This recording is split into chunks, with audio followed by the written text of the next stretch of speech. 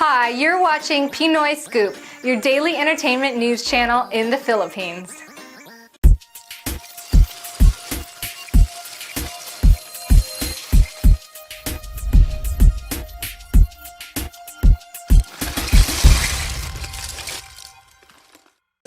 Sobrang grateful ako. Sobrang grateful kami. Sobrang nagpapasalamat kami sa kung paano tinanggap ng mga tao, yung pinaghirapan ng lahat ng tao, pinagpuyatan. So, we're just very thankful. And kaya ginagawa kami mag-promote pa kasi gusto namin sana mas maraming makanood dahil for sure makarelate sila. Siguro, kung ano man yung pipiliin mo, kung yung mahal mo o yung pangarap mo, hindi naman siya masama. Kasi pareho importante sa'yo. Mas sa'yo lang kung ano yung mas ma-prioritize mo at mas matimbang sa'yo. But hindi naman ibig sabihin madali yung choice. Trust me, it's a very, very, very hard choice. And laging may question. Kahit ano man yung pipiliin mo, laging may question sa likod ng utak mo. Kung tama yung ginawa mo. Siguro, natutunan ko na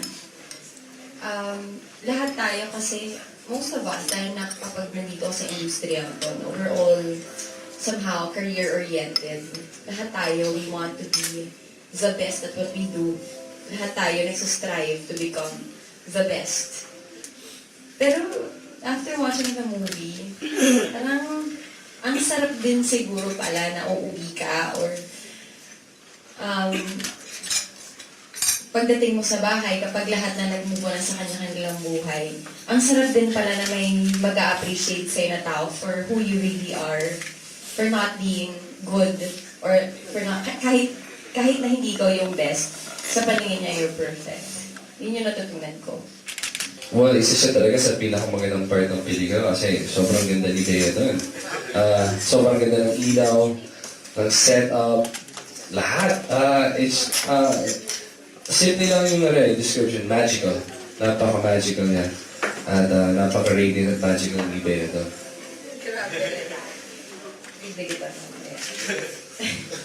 Hindi, alam mo, nung umpisa, nalaman ko na may ganong eksena, kamangka ba talaga? Siyempre naman, di ba? Si Dan Villegas yan eh. Iba pag siya yung gumawa ng love scene, talaga naman. Kinakabahan ako nung una, pero they made me feel so comfortable. That's why, isa yun sa Manila kung ba't gusto ko talaga maging successful to at kung gusto ng mga tao. Because, syempre, I want to work with her again in the future. It was a amazing journey para sa akin, watching her do her work. Yeah, gusto ko rin siya ulit makatrabaho kasi I feel like ang dami ko pa rin makikita, ang dami kong may explore pa, and gusto kong makita yun. At alam mo, ang professional kasi niya, ang sipag niyang tao, nakakahawa. Yung ganun yung minsan mahiyak sa sarili ko. Bakit ang sipag niya? Nakakahiya. Pero, and he's really fun to be with.